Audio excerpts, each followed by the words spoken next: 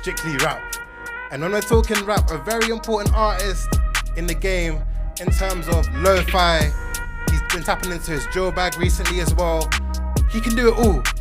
Right in front of me, he goes by the name of Saint. How are you? I'm good, my brother. How are you, man? Thank you for having me. I'm very good. Thank you so much for coming. You're looking very stylish. You came with a drink. You came with motion. Yeah. I mean, it's like my first time back in so long. Like I remember coming in for the first time a couple years ago for the face.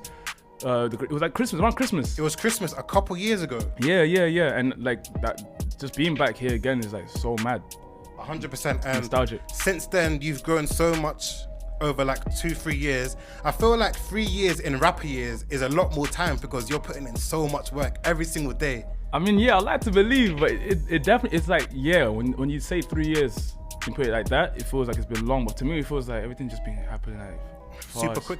But I know that's just me being in London, you know. You guys live life like 100 miles per hour. So. Oh, 100%. Yeah. And you've just come back from like a 1-year hiatus, I'd like to say, or maybe a 1-year break. What have you been getting up to? It's funny, it's interesting because it's like anyone can word it how they want to word it. I mean, it feels like it was a break, but we did 23 countries this year alone. Wow, so, 23 countries. Yeah, it was my first actual festival run, so that was crazy. So it was like it was a break from releasing, but it was full throttle and providing experience for people. Yeah, definitely. Yeah. And when you took your break or touring, you was kind of sitting back observing the UK music scene. What are some things you noticed about the game? One thing I didn't notice about the game was, I'm not gonna lie, at one point I was feeling like everything was kind of like, it was a bit saturated. Okay. But there's something in the air, I can't lie, the air is tingling right now, and I feel like the UK, I'm not even in terms of any specific sound, but the UK is about to like go crazy. Crazy. What makes you think that? I've been in the studio with some friends, whether I'm working or chilling with people, I've been hearing some unreleased, and it's a scary period. And I like to believe I'm about to drop some crazier stuff too. I got a project in the works, so yeah. I feel like the break should be explained sonically. Making sense. Yeah. And going back to your tour life, you mentioned you were on tour 23 countries. Would you say that's the highest point you've reached in your music career so far? I mean, I like to say no, because I'm just a person that I don't ever get complacent, but realistically I'm gonna say yes, because we did 3 Rolling Louds this year, which is already crazy. Like I didn't think I'd ever do that, because I had tickets to Rolling Loud before the pandemic hit. Madness. That was my first ever festival I've ever been to. I'd never been to one. Obviously we did Wireless last year. That was my first time. But to then go to somewhere like to Rolling Loud Portugal for the first time with the ticket I never refunded. Yeah. To be on the stage, it's nuts. Yeah. Wow. And it's my birthday. It was my birthday as well. Is it? It was like not today, but on like like on that day. July 6th. What a way to celebrate. Huh? What a way to celebrate. Yeah, exactly. Like it was. People were like, "Oh, you didn't really celebrate because it was work." But I was like, "Nah." I mean, like you try singing to people that are singing along to your stuff, and you never thought you're from Leicester, of course, on a beach. Yeah. It's wild, bro. Do you have one memorable moment you could share on your tour? Maybe like an experience, say like, rah, when you sit back, when you're about to go sleep, you just think about that moment on tour. Okay, I would have said Rolling Out Portugal, but I'm gonna switch it up. This was not recent, but more recent than Rolling Loud. We went to Lithuania. We did a party with Place and Faces. Shout out to Sainté, Souls and all the Mandem. But that was crazy because being in Lithuania, that type of Europe, and Mandem and females were singing my music word for word. They can't even speak English, you know what I'm saying? So when they would sing my stuff with me when I was on stage, but after when they're trying to talk to me, we couldn't understand each other. But I'm like, so how did you word for word sing the song? You're connecting on the stage. Crazy, that's what music's about, though. Sonically just like wholesome. That's crazy. Yeah. And you're back now, and you kind of took a bit of a turn that I didn't expect with Air 4. It's kind of on that faster pace, 75 BPM drill. Yeah. I've never heard you on them kind of beats. Why did you feel the need to come back on that kind of sound? You see, for me, I don't want anyone to get confused and say, oh, saying switching sounds or anything. Anything that's done, anything local MVP, everything that you've heard before, prior, it's never been like deleted, stored away. That's a part of my arsenal. You know what I'm saying? Like I can draw for that anytime I need to. It was like a thing where, for me, I don't like being categorized or put in a box. And at the same time, I don't want to spread myself thin. But when you're hearing, oh, he can't this, can't that. I linked up with Cash. It was like, well, let's show him. Let's show him. So what would you want people to take from that track? That you're versatile? Versatility. I mean, I feel like we've been talking about that for a while now. I feel like now it's just I ain't even gotta say. I don't want people to take anything away from it. I want people to just observe and just realize it will come in your own time. I don't want to rush anyone to like get onto the same page. Like read the book on your own speed. Okay. You get to the chapter once. Yeah. Say no more, man. We've been talking about Air 4. Yeah. And do you know what? I'm gonna spin it. Spin it on the show. Let's get right into this one. Oh, let's go. Big tune, man. Air 4 by Saint. Honestly, that one is a sturdy one. Sturdy one, man. Shout Cash. Shout all the NYC man. Them you're heard. You've just dropped Stop Crying. Yeah. And the visuals, they're nuts, bro. And I saw a recent interview, or maybe it was a couple years ago, on Complex, and you mentioned how you like to think of yourself as the wild card. Yeah. How involved are you in your creative artistry, and do you think that stands you out from the rest? I would like to say I'm involved. I'm pretty involved. I guess it all stems from like the idea that I had when I made the actual song. Yeah. And that's not to discredit any director or anyone. Shout A-Star, Aaron Asham, my boy, and of course Tyrus, who did the video for Stop Crying. But it's like a thing where if I make a song and I feel a certain way, you kind of want to translate the original vision into the actual visuals. Yeah. So it's like that's be compatible. But so it's like I always hear out my directors because I trust them. But it's like, of course, I'm in there, we're dabbling in there. You know, I'm from Leicester, sea of the foxes. Had to be a fox. I mean, last year we had a fox on a leash. This year you can't really tame the fox himself, so we went for it like that. But I feel like it's just like it therefore does help be unique and stuff. Yes. Speaking of you being unique, you're very into your fashion. I see the drip. You got the Billionaire Boys Club on. You got some sort of skeleton t-shirt in as well. You've collabed with New Balance and you've collabed with High Snobiety, right? Recently. Did you grow into this fashion like from young, or was this kind of started with the music? No, I'm not even gonna lie, man. I'm not gonna lie. I'll be super honest. As a youth, I had no drip. You had no drip. And actually, no. Let me correct that because that's shout out my mom and dad because they put the fits on there for me. I feel like it was there, but it wasn't like it wasn't. As years went on, I started to see what I liked, and it's actually kind of funny because obviously we did the Babe X High Snobiety collab, which is mad because when I started doing music, all my early videos, I used to wear Depop, Babe, Depop, Stoney. It's crazy because like, we work with them now. Like we shot the cover for the project. Stoney sent some pieces. That's lit. We collabed with BBC, we collabed with Babe, High Snobiety. It's all like. I guess it's like a manifestation. I thank God. God's the one to be, thanked and appreciated for this. But at the same time, it's like it's hard to describe and explain. But there's more coming. There's more coming. There's so much more coming. We ain't seen nothing yet. That's what he's basically saying. And speaking of your upbringing, how has Leicester influenced your music or your fashion, if it has, in any way? I feel like Leicester is has had. I don't want to say that the biggest impact.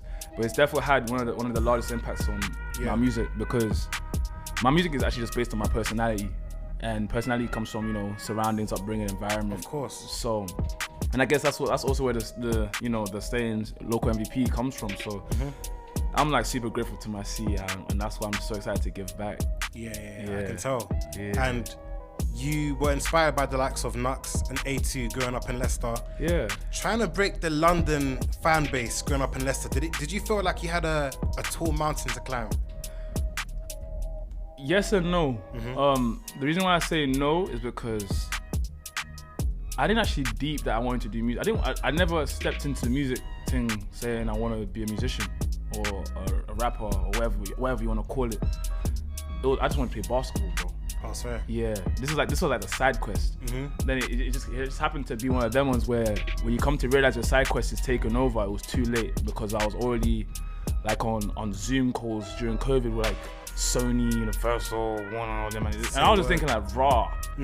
For me it was like raw, but then everything kind of just unfolded how it happened. But I don't know, it's weird. It's a weird one. It's a weird one.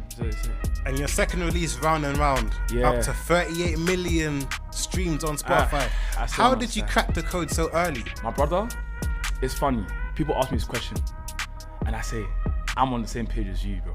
I'm on the same page as you, cause I'm like, I remember at the time when people were asking me these questions, and I was telling people like, I'm still trying to figure out how to answer my mom's questions. My mom was even like, so did you send it to them? I was like, I didn't send the labels this.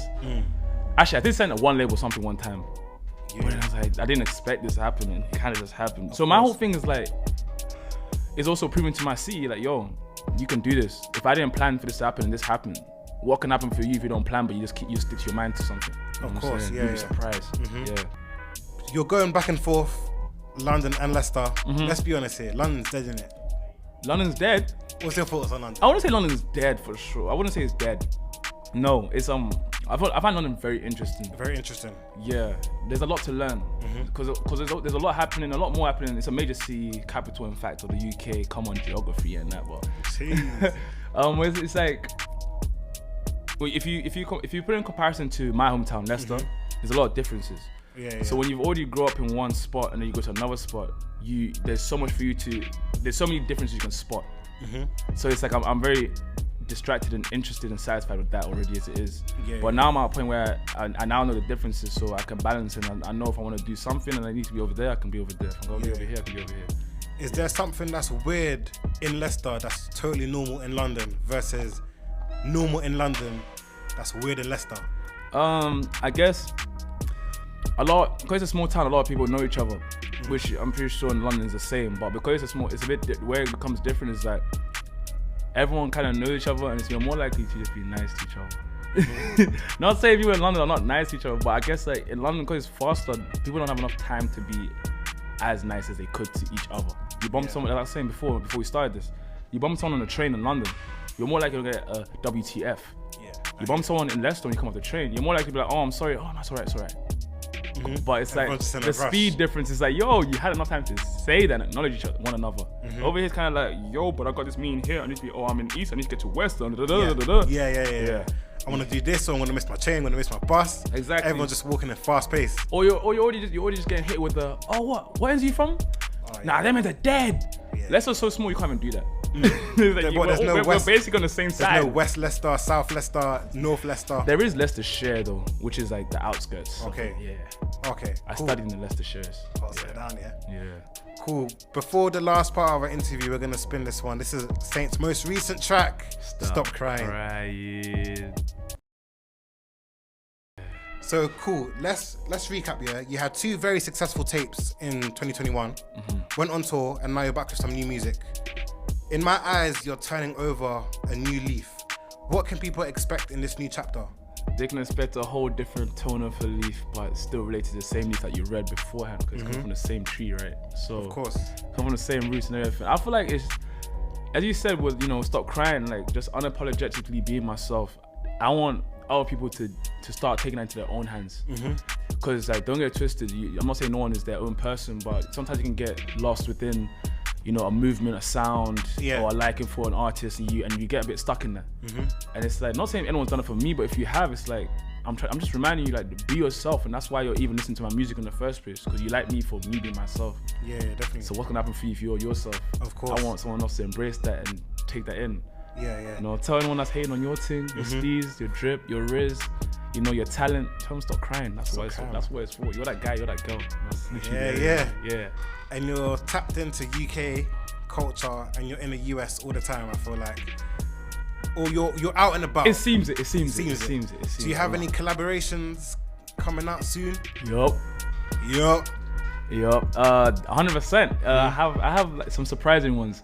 You know what? I might even tell you off the mics. Now I'm joking. I'm not gonna tell anyone so no one feels left out. But I feel like there's definitely some collaborations on the way that people just wouldn't expect. Yeah.